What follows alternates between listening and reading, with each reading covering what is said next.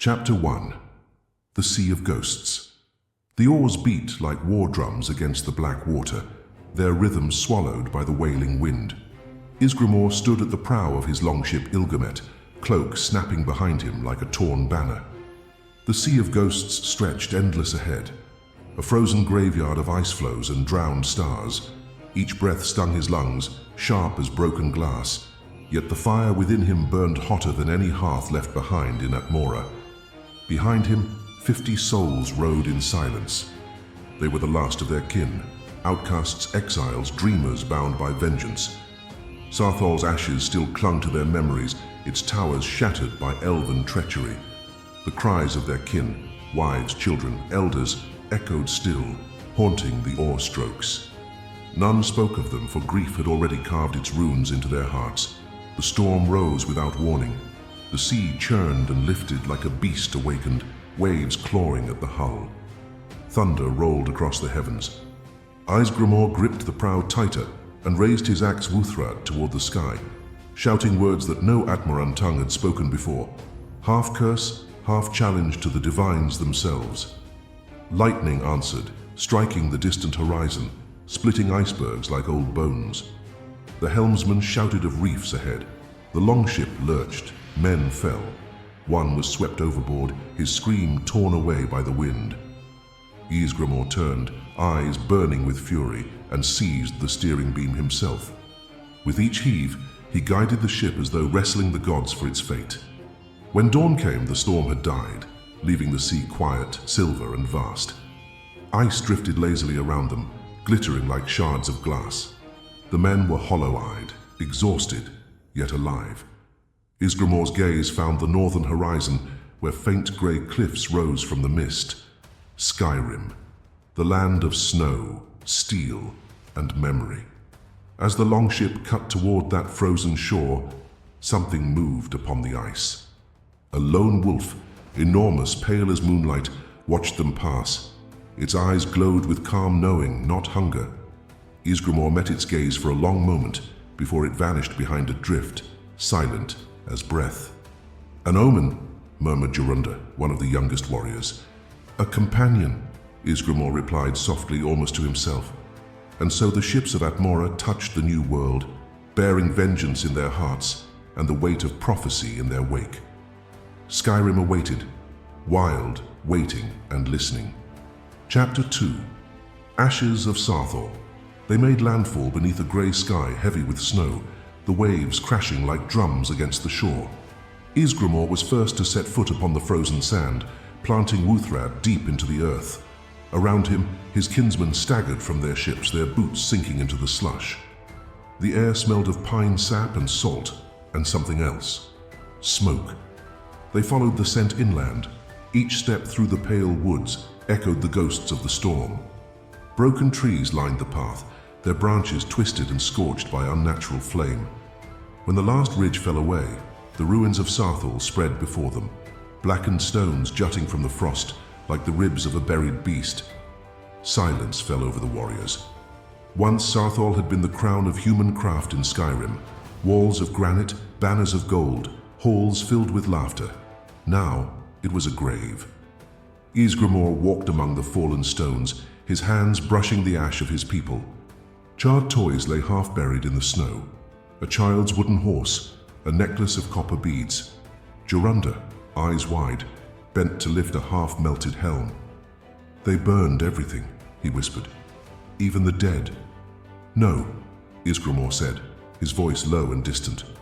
"They feared the dead would rise." He knelt before the scorched gate of Sarthol's great hall and bowed his head. Around him, the men followed in silence, dropping to one knee, the cold biting through their furs. In the stillness, Ysgramor spoke words not meant for the living, an oath carried on the wind, promising blood for blood. Then, from the edge of the ruins, a movement. Quick, silent, deliberate.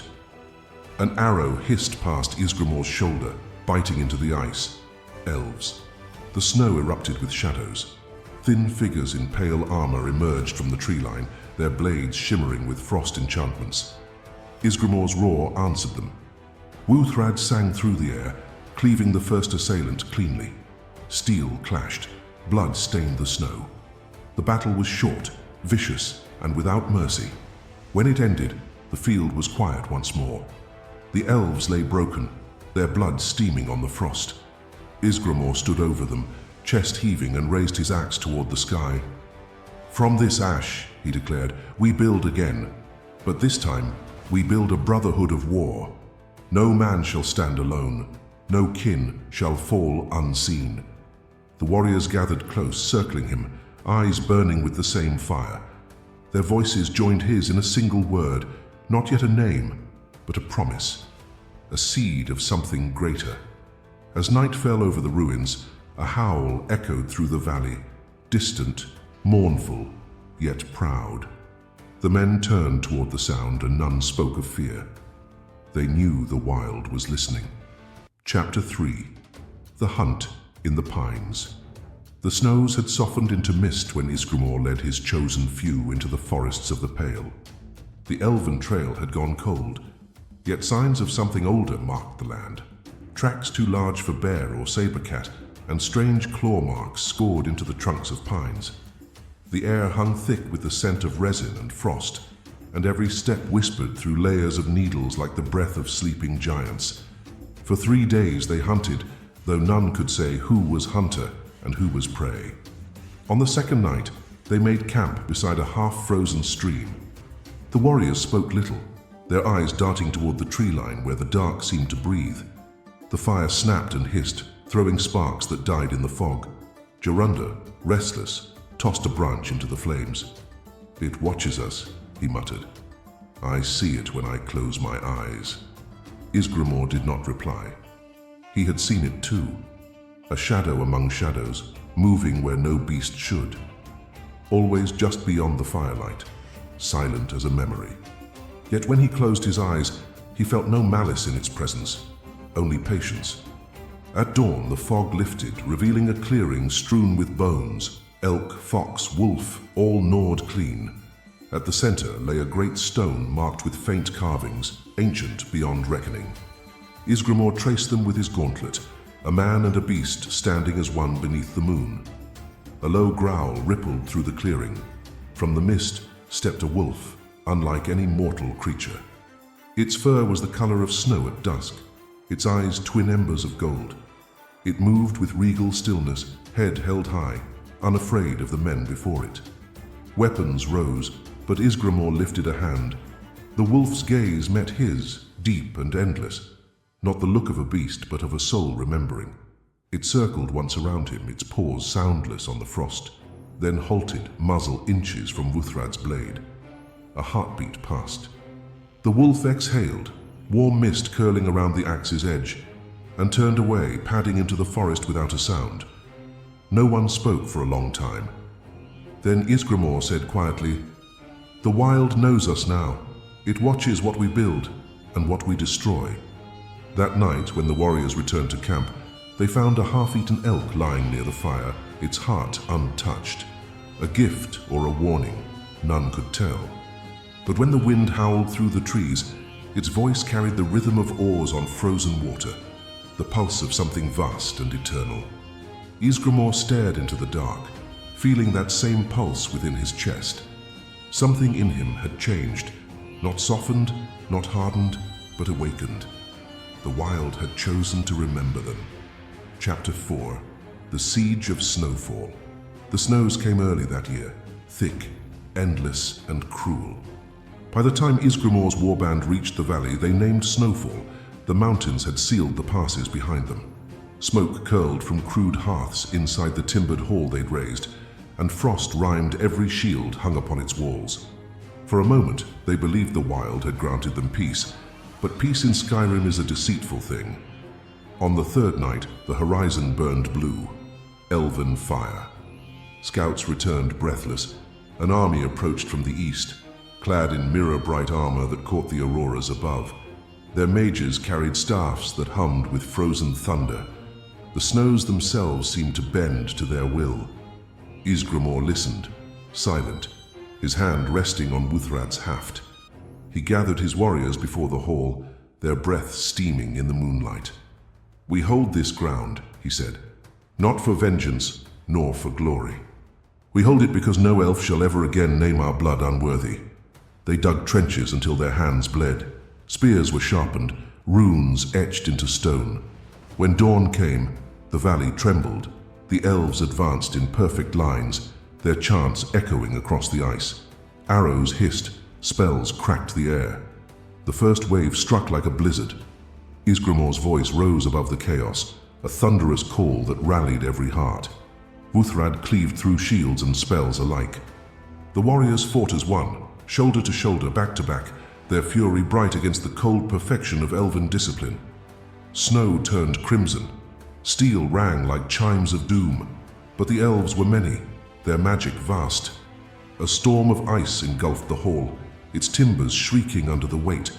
When hope began to falter, a howl tore through the wind, deep, resonant, primeval. From the tree line charged the pale wolf, its fur lit by the glow of fire and moon. It leapt into the fray, scattering the front ranks of elves with impossible strength. Arrows shattered against its hide. Its eyes burned with a light that mirrored Ysgramor's own fury. Emboldened, the Atmarans roared and struck anew.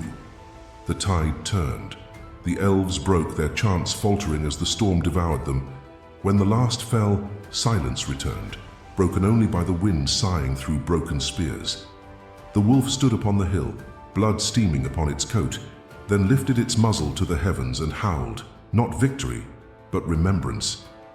When Ysgramor climbed to meet its gaze, the beast was gone, leaving only paw prints in the snow that led nowhere. The warriors gathered the fallen, lighting pyres beneath the stars. Ysgramor watched the flames rise, their warmth mingling with the cold sky. "Snowfall is ours," said Jorunda softly. "No," Ysgramor replied. "It belongs to the land now. We only live beneath its memory."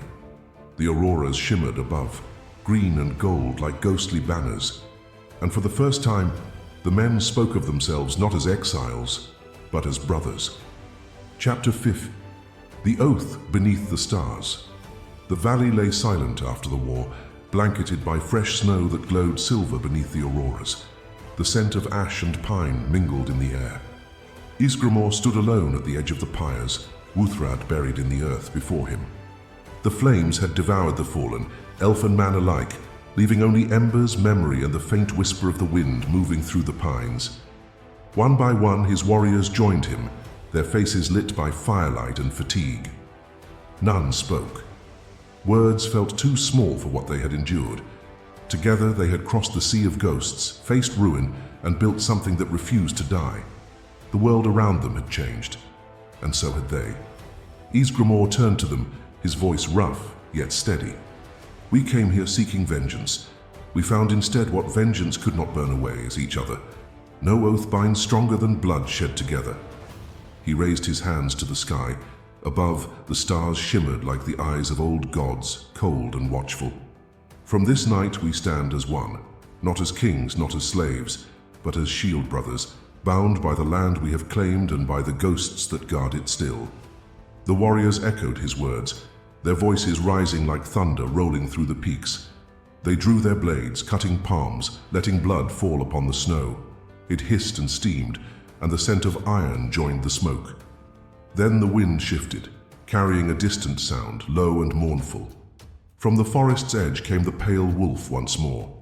It moved through the moonlight without sound, each step slow, deliberate. When it reached the circle, it did not bare its teeth nor flee. It simply sat beside Ysgramor, eyes reflecting the fire's glow. No man dared breathe. Ysgramor looked down at the beast and whispered, "You have followed us far, old spirit. Watch what we build." The wolf's gaze held his, ageless, knowing, then turned toward the horizon where dawn crept over the snow. Slowly it walked into the mist, leaving behind a trail of paw prints that shimmered before fading to nothing. The men said nothing of it afterward, but when they raised their hands in salute, they did so with a new strength, fierce and quiet, like the pulse of the wild itself. Under those stars, the first companions were born, not by crown or decree, but by bond, of blood, of snow, of beast and man alike. And somewhere beyond the veil of the waking world, the wolf howled once more, a sound that would echo across centuries, long after Ysgramor's axe had turned to dust.